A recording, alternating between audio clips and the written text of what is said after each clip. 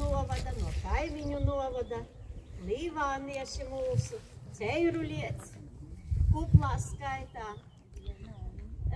Šodien mēs esam visi sapulcējušies, jo maija mēnesis ir ļoti īpašs Latvijai un, protams, mums.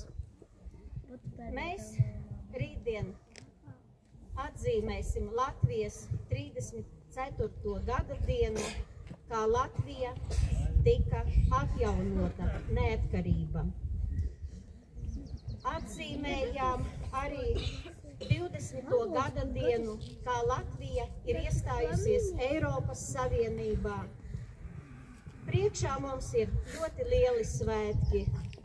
Mātes diena, māmiņas diena, vecmāmiņu diena, ģimeņu diena. Tāpēc šis pasākums, es domāju, ir ļoti īpašs gan Latvijai, gan arī mums visiem. Visiem tiem, kuri dzīvo Latvijā. Paldies, ka atnācāt, un tūlīt būs mūsu kalupiešu mazs priekšnesums, bet es domāju arī skaists.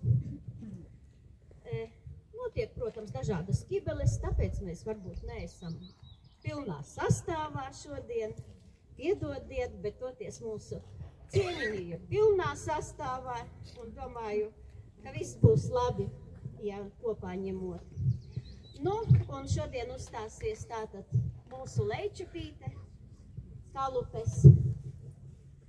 Nu, un pēc tam dosim vārdu arī mūsu folkloras kopai Pilna sāta. Sāksim mazo koncertiņu.